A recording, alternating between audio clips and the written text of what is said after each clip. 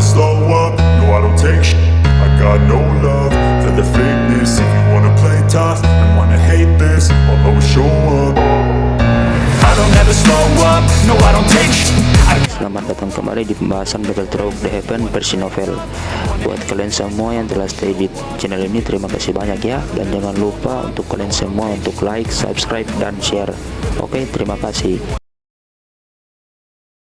Cerita berkancut dengan Lee Junzi yang benar-benar terkejut setelah merasakan 4 kehadiran elit Dojun di kelompok Xiaoyan. Ia pun bertanya-tanya bagaimana mungkin hal ini bisa terjadi. Sejak kapan pavilion bintang jatuh memiliki begitu banyak elit Dojun? Badai besar muncul di dalam hati Lee Junzi pada saat ini. Sebagian besar dari mereka yang bisa menjadi faksi terkenal di dataran tengah memang memiliki fondasi tersembunyi. Namun, sudah berabad-abad sejak pavilion petir angin miliknya didirikan.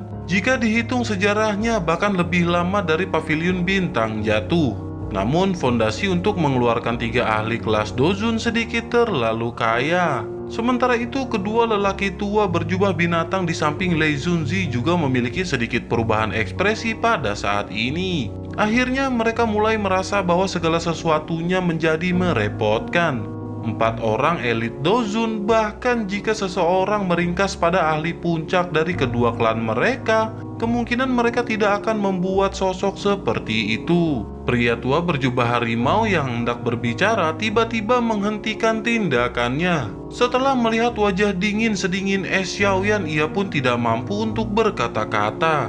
Ia menoleh dan melihat ke arah Lee Junzi yang tampak semakin suram di sampingnya. Dalam situasi saat ini jelas bahwa Wind Lightning Pavilion berada di dalam posisi yang kurang menguntungkan. Akan baik-baik saja jika mereka pergi sesegera mungkin. Jika pertempuran akhirnya terjadi dan mereka diusir dengan paksa, mereka hanya akan kehilangan lebih banyak wajah. Sementara itu, ekspresi Lee Junzi benar-benar sedalam air dan matanya menatap tajam ke arah Xiaoyan.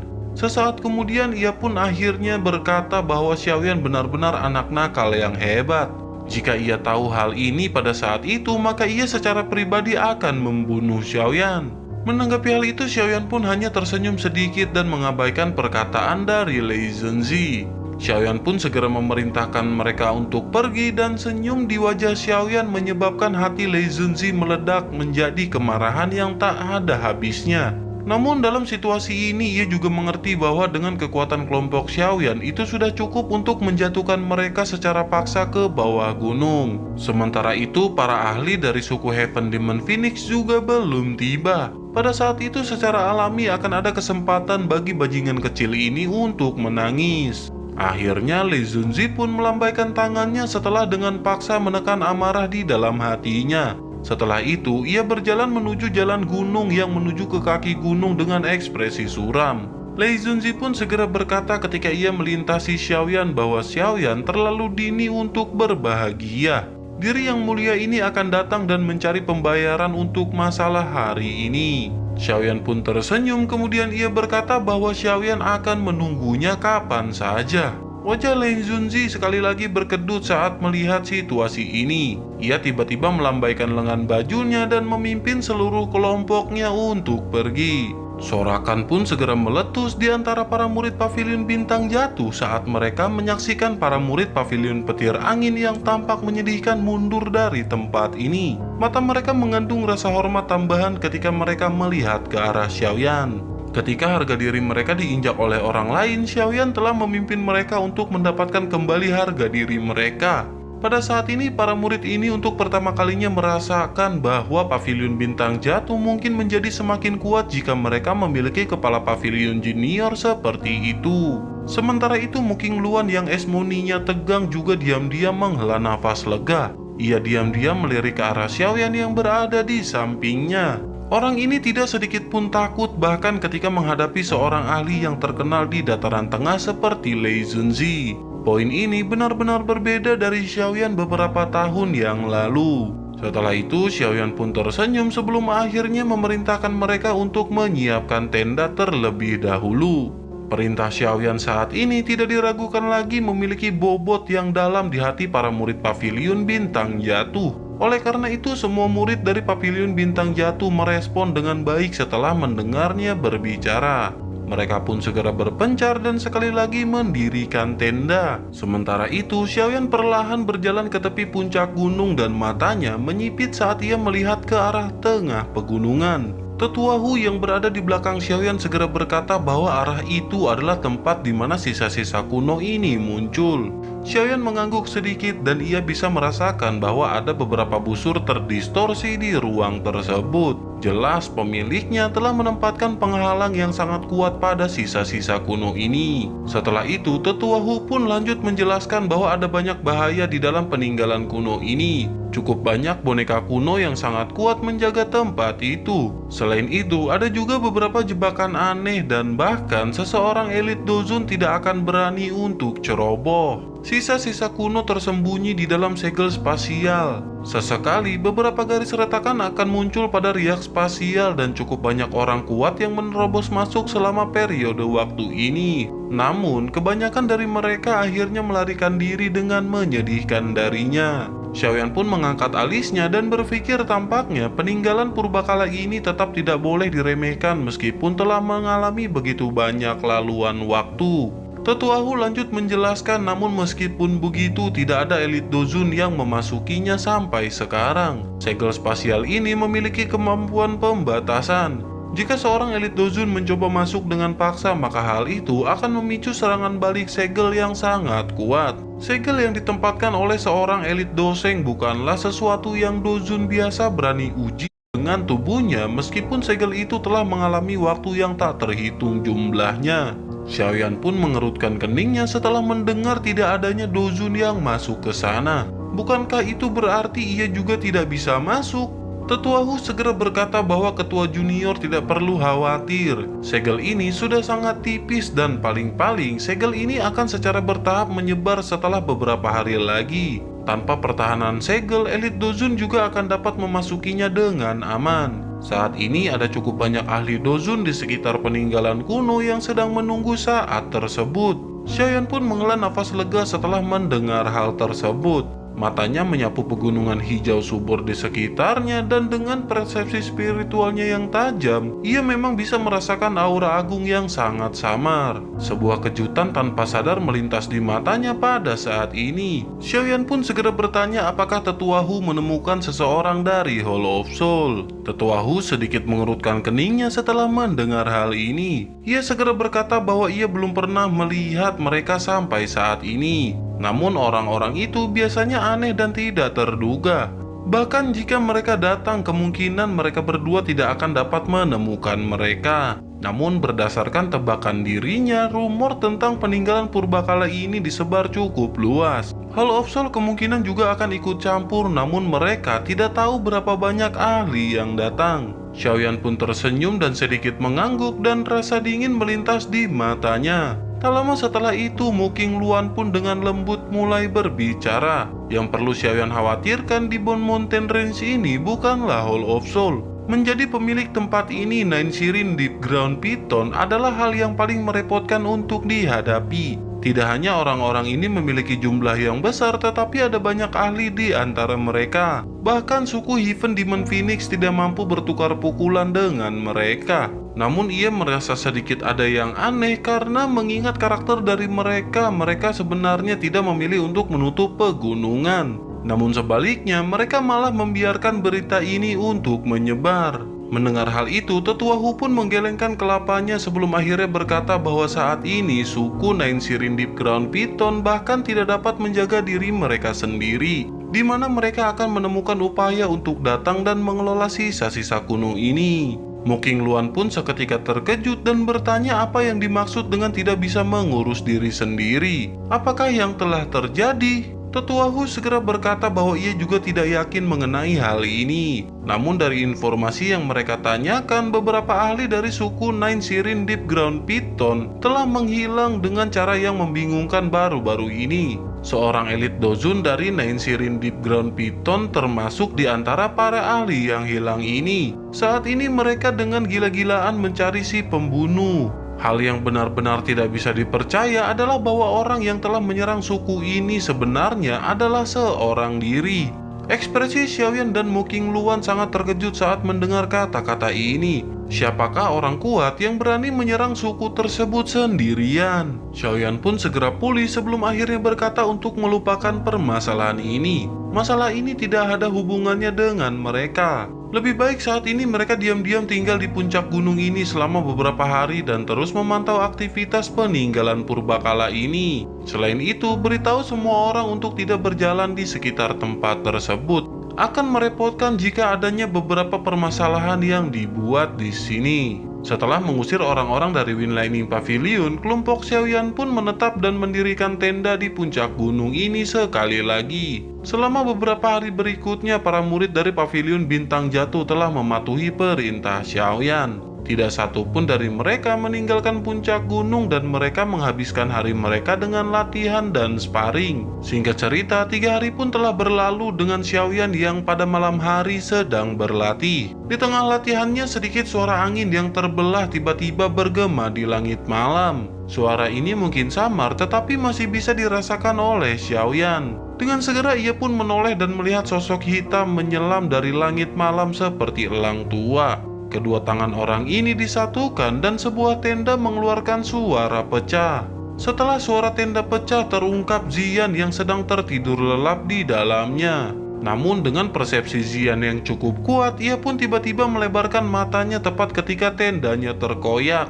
Kejutan terasa ketika ia melihat bayangan hitam yang menerkam. Selanjutnya, ia dengan cepat mundur dengan kaki kecilnya. Xiaoyan pun terkejut dengan sebuah kemarahan yang segera melonjak di matanya. Tubuhnya pun terbang keluar seperti burung besar yang menerkam ke arah bayangan hitam.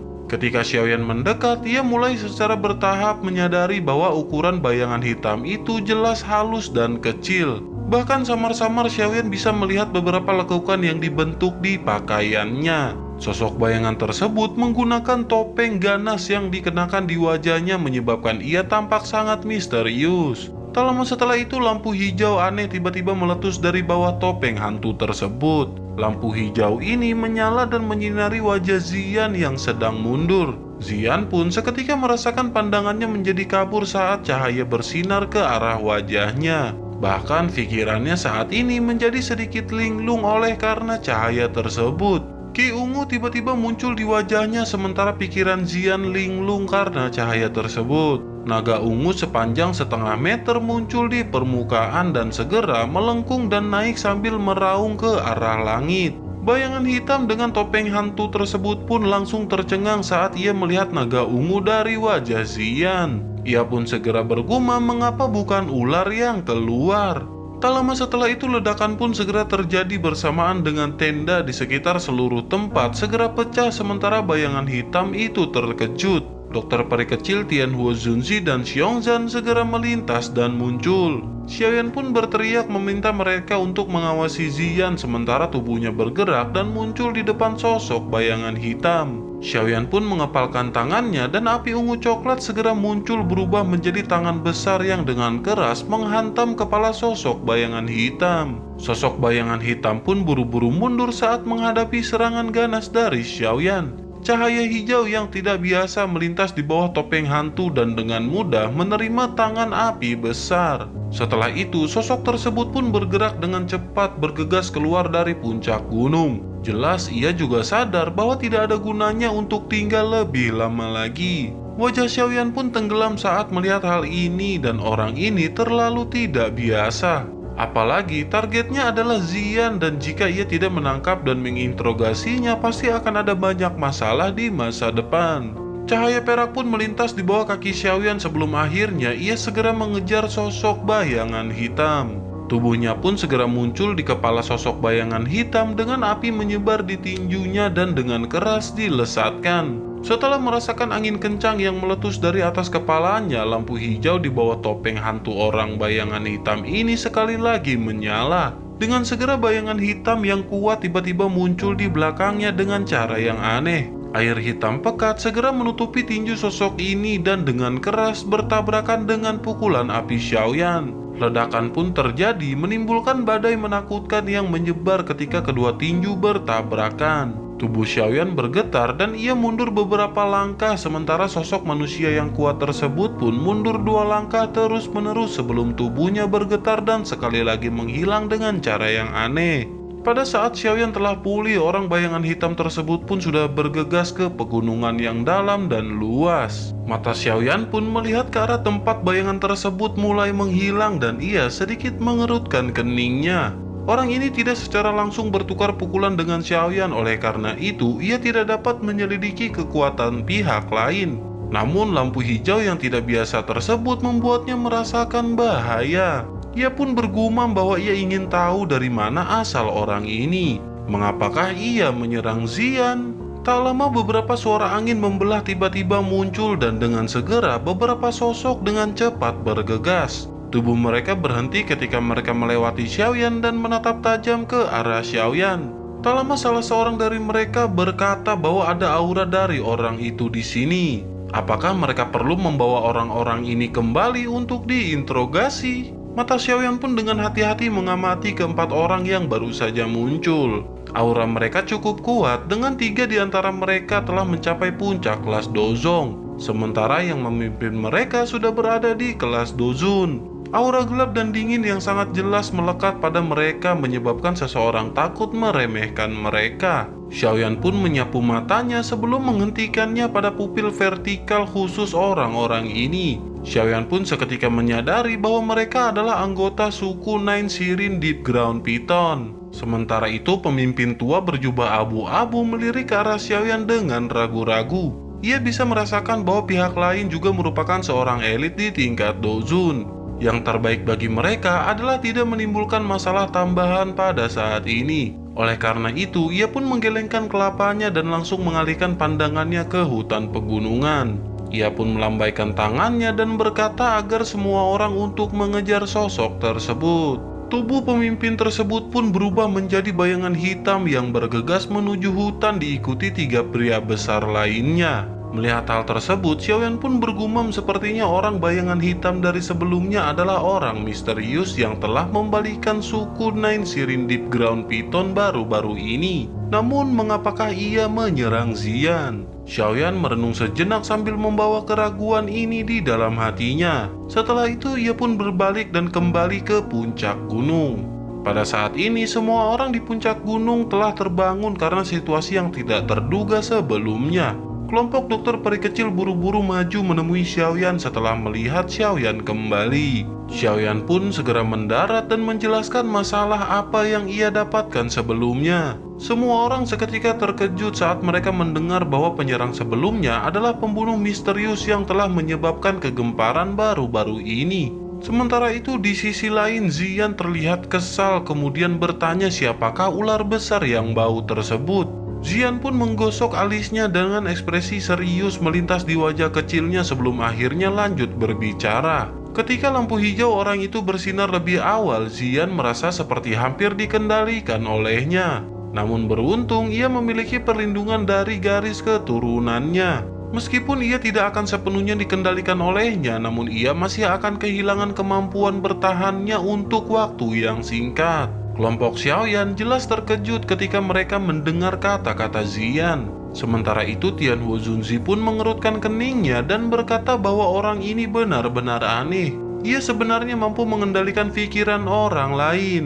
Sejak kapan ahli misterius seperti itu muncul di dataran tengah? Mengapa ia belum pernah mendengar tentang orang seperti itu sebelumnya? Sementara itu Xiaoyan mengungkapkan ekspresi pemikiran yang mendalam. Ia bertukar pandangan dengan dokter peri kecil sebelum akhirnya berkata bahwa Xian harus menghindari berlarian selama periode waktu ini. Selain itu Xian juga harus ikut di samping mereka karena orang ini terlalu aneh. Selain itu ia memiliki asal yang tidak diketahui. Mereka tidak boleh membiarkan sosok tersebut mendapatkan kesempatan apapun. Berdasarkan dugaan Xiaoyan, para ahli dari suku Nine Shirin Deep Ground Python yang telah menghilang kemungkinan telah dikendalikan olehnya. Wajah semua orang seketika memucat karena kaget setelah mendengar kata-kata ini.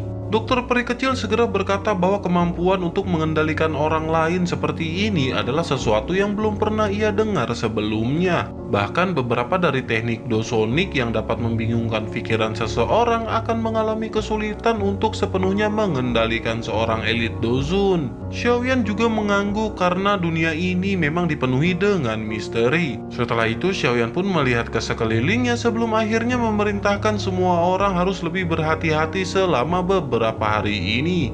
Peninggalan kuno akan dibuka lusa dan pada saat itu mereka akan masuk secepat mungkin. Jika tidak, semuanya akan merepotkan jika buah bayi jiwa akhirnya diambil oleh orang lain terlebih dahulu. Semua orang pun segera mengangguk dan menjawab dengan serempak setelah perkataan Xiaoyan terdengar. Setelah kekacauan malam itu, tidak ada lagi situasi tak terduga lainnya yang terjadi. Sementara itu, lautan orang di pegunungan Bon ini berlipat ganda. Jumlah orang yang tak terhitung jumlahnya sedang menunggu sisa-sisa kuno untuk dibuka. Singkat cerita, 2 hari pun diam-diam telah berlalu dengan banyak sosok manusia bergegas menuju tengah pegunungan seperti belalang. Sementara itu, kelompok Xiaoyan di puncak gunung juga telah sepenuhnya siap.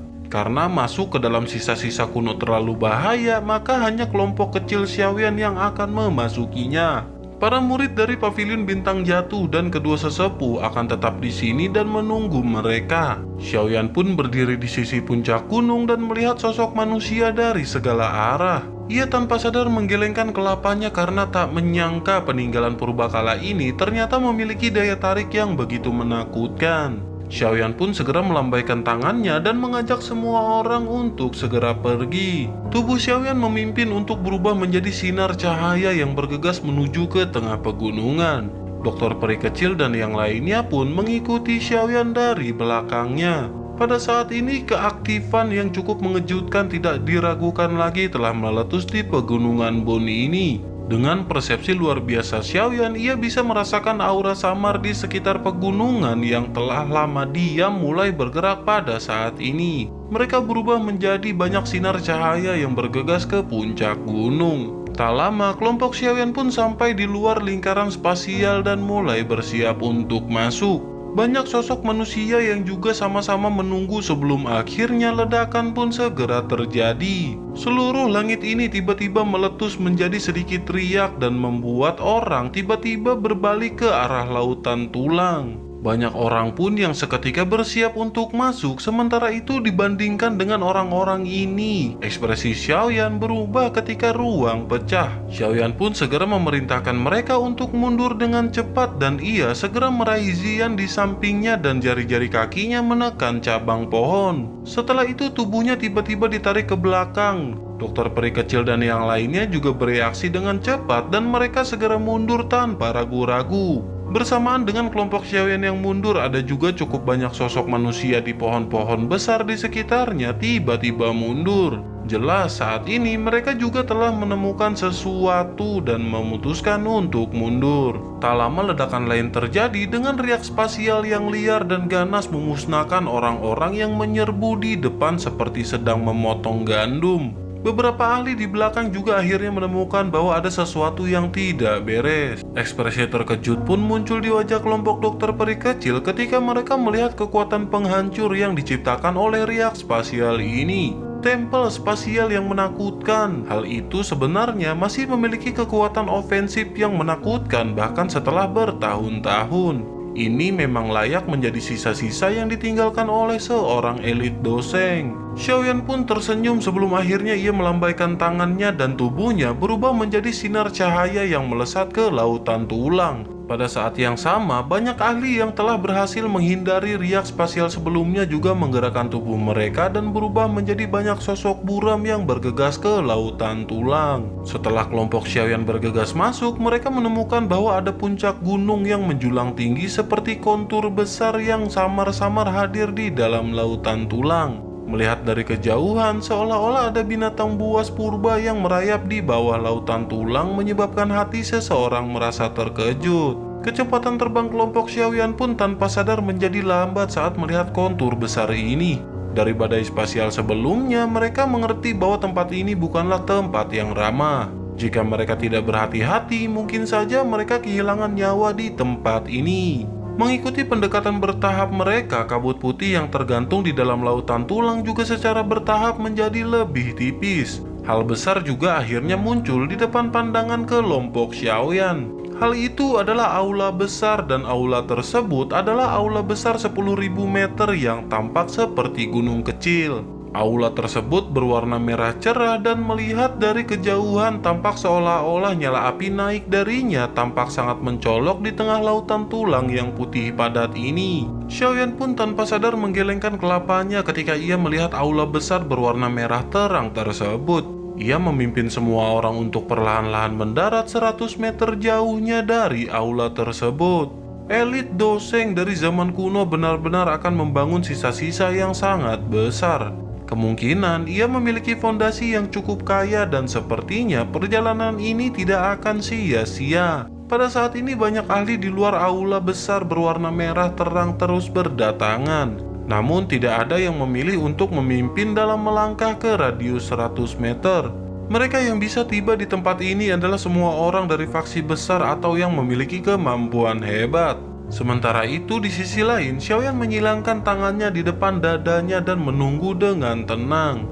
Ia pun tiba-tiba merasakan sepasang mata sedingin es yang ditembakkan ke arahnya. Alisnya langsung terangkat dan ia segera mengalihkan pandangannya dan segera memfokuskannya pada asal mata dingin tersebut berasal. Pemilik mata sedingin es itu adalah seorang wanita dengan pakaian berwarna-warni. Jari-jari Xiaoyan tidak bisa menahan diri untuk tidak saling bergesekan saat melihat wajah familiar yang ternyata adalah Feng Qing'er. Cukup ada banyak orang berkerumun di samping Feng Qing'er dan orang-orang dari Winlightning Pavilion ada di antara mereka. Pada saat ini kelompok orang ini jelas telah menemukan kelompok Xiaoyan dan ekspresi yang sangat dingin melintas di mata mereka. Sementara itu mata Xiaoyan menyapu kelompok ini. Setelah itu mereka berhenti di suatu tempat di samping Feng Qing'er. Ada seorang pria tinggi berambut putih mengenakan pakaian cerah di tempat tersebut. Pria tersebut berusia sekitar 30 atau lebih, namun usia seperti ini tidak diragukan lagi masih muda untuk suku Heaven Demon Phoenix. Di sisi lain, pria berambut putih segera berkata kepada Feng Qing'er apakah orang itu yang ia katakan memiliki esensi darah Demon Phoenix. Feng Qing'er pun mengangguk sebelum akhirnya ia pun mulai berbicara. Namun pada saat ini sungguh tidak terduga bahwa setelah tidak bertemu dengannya selama beberapa tahun, ia benar-benar mencapai kelas Dozun. Pria berambut putih pun segera berkata bahwa setelah ini Feng Qing'er akan mendapatkan warisan dari suku. Pada saat itu bukan tidak mungkin untuk melakukan terobosan ke kelas Dozun. Adapun mengenai sosok Xiaoyan itu serahkan saja kepadanya. Mereka hanya akan tahu jika mereka membawanya kembali untuk pemeriksaan. Bahkan jika ia juga telah menelan darah esensi, mereka juga akan memiliki cara untuk menyaringnya dari dalam darahnya. Feng Qing'er pun sedikit mengangguk meskipun Xiaoyan saat ini telah maju ke kelas Dozun, namun ia memiliki kepercayaan diri yang cukup besar terhadap orang di sampingnya. Sementara itu dihadapkan dengan tatapan sedingin es yang ditembakkan Feng Qing'er, Xiaoyan hanya meliriknya sebelum akhirnya menarik pandangannya. Ia bisa merasakan niat membunuh pada pria berambut putih ke arahnya. Xiaoyan hanya sedikit terkejut setelah merasakan bahwa kekuatan dari pria tersebut juga telah mencapai tingkat Dozun pada usia seperti itu. Namun dengan kekuatan Xiaoyan saat ini, pada dasarnya ia memiliki kepercayaan diri untuk menang ketika bertemu siapapun dari generasi muda selama itu bukan keberadaan yang tidak normal. Setelah itu Xiaoyan pun mengalihkan pandangannya dari Feng Qing'er dan ia melihat sekelilingnya dan ekspresi wajahnya seketika menjadi sedikit menarik. Hal ini karena Xiaoyan sebenarnya telah menemukan cukup banyak wajah yang dikenalnya dari beberapa faksi besar yang datang dari segala arah. Selain itu, ada cukup banyak di antara mereka yang memiliki permusuhan besar dengan Xiaoyan. Mata Xiaoyan pun menyapu faksi-faksi ini yang diantaranya ada Pavilion Petir Angin, Heaven Demon Phoenix, Lembah Sungai Es, dan Sekte Suan yang mendalam. Dalam sekejap, ia tanpa sadar menggelengkan kelapanya dan menghela nafas. Kali ini ia benar-benar memasuki sarang serigala. Mata Xiaoyan menyapu musuh-musuhnya dari masa lalu satu demi satu. Hatinya juga mengeluarkan gelombang tawa pahit pada saat ini. Tidak terduga bahwa orang-orang ini semuanya akan ada di sini. Sementara Xiaoyan sedang melihat ke arah kelompok orang ini, mereka pun dengan jelas menemukan pengamatan ke arah Xiaoyan. Banyak mata segera berbalik dengan cepat dan ekspresi mereka mengalami berbagai perubahan masing-masing. Tak lama setelah itu, suara halus yang mengejutkan tiba-tiba ditransmisikan dari jarak yang cukup dekat ke telinga Xiaoyan. Xiaoyan pun terkejut dan seketika ia mengangkat kelapanya dan menyadari sosok seorang wanita berpakaian merah menggunakan sepasang mata besar yang indah untuk menatapnya.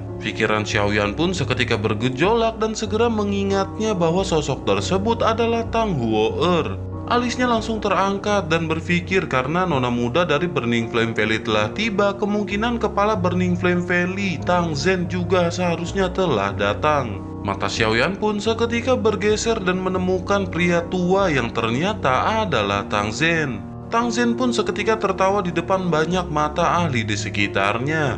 Ia segera berkata kepada Xiaoyan bahwa sudah lama sejak terakhir kali mereka bertemu. Xiaoyan masih terlihat baik-baik saja seperti biasanya. Xiaoyan pun tersenyum sebelum akhirnya menjawab bahwa kepala lembah terlalu sopan. Saat ini kepala lembah Tang telah menjadi lebih kuat seiring bertambahnya usia selama beberapa tahun yang belum pernah mereka temui. Burning Flame Valley dapat dianggap sebagai salah satu faksi besar berperingkat lebih tinggi di dataran tengah. Tang Zhen juga seorang ahli terkenal dan tindakannya secara alami akan menarik perhatian cukup banyak orang. Oleh karena itu, Feng Qing'er, Bing He Zhenzi, dan yang lainnya tanpa sadar mengerutkan alis mereka ketika mereka melihat pemandangan ini. Tak satu pun dari mereka mengira Xiaoyan akan memiliki hubungan seperti itu. Sementara itu, Tang Zhen segera berkata dalam waktu 2 tahun Xiaoyan tidak hanya menjadi juara pil gathering tetapi bahkan telah maju ke kelas Dozun. Kecepatan yang sangat cepat ini bahkan membuat ia merasa malu. Menanggapi hal itu, Xiaoyan pun hanya tersenyum sebelum akhirnya mengubah topik pembicaraan. Ia pun segera bertanya apakah kepala lembah Tang juga datang karena peninggalan kuno kali ini. Tang Zhen tertawa sebelum akhirnya berkata bahwa sisa-sisa kuno ini cukup langka dan hal-hal yang ditinggalkan oleh elit Doseng bahkan lebih langka. Karena sisa-sisanya telah muncul, maka ia secara alami harus datang dan membuka mata. Setelah mengucapkan perkataan tersebut, tatapan Tang Zhen pun secara acak menyapu sekelilingnya. Dengan mata tuanya yang tajam, ia secara alami dapat mengatakan bahwa cukup banyak faksi besar yang hadir memiliki permusuhan terhadap Xiaoyan. Ia pun segera berkata bahwa sepertinya situasi teman muda Xiaoyan saat ini tampaknya tidak cukup baik. Xiaoyan pun melambaikan tangannya dan berbicara dengan santai bahwa saat ini keberuntungannya benar-benar sangat buruk. Tang Zhen pun tertawa sebelum akhirnya berkata bahwa jika ada sesuatu yang Xiaoyan perlukan setelah memasuki sisa-sisa, maka Xiaoyan bisa bertanya kepadanya.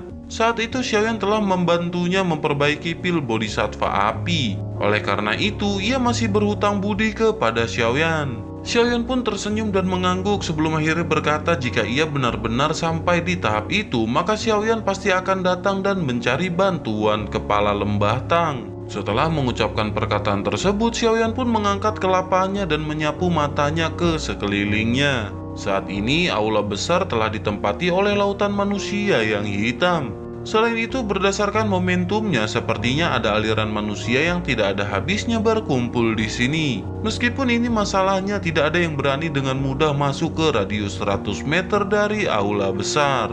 Kebuntuan semacam ini berlanjut selama sekitar 10 menit sebelum akhirnya tanah tiba-tiba bergetar dengan cepat. Aula besar yang kosong dari aktivitas apapun tiba-tiba menimbulkan suara gemuruh yang keras. Segera semua orang pun melihat pintu batu merah terang yang beratnya bertonton tiba-tiba telah dibuka perlahan. Sebuah terowongan hitam gelap terungkap di belakangnya dan mata cukup banyak orang langsung memerah saat melihat pemandangan ini. Beberapa orang yang tidak bisa mengendalikan diri, mereka pun segera memindahkan tubuh mereka dan muncul di luar terowongan dengan beberapa kilatan.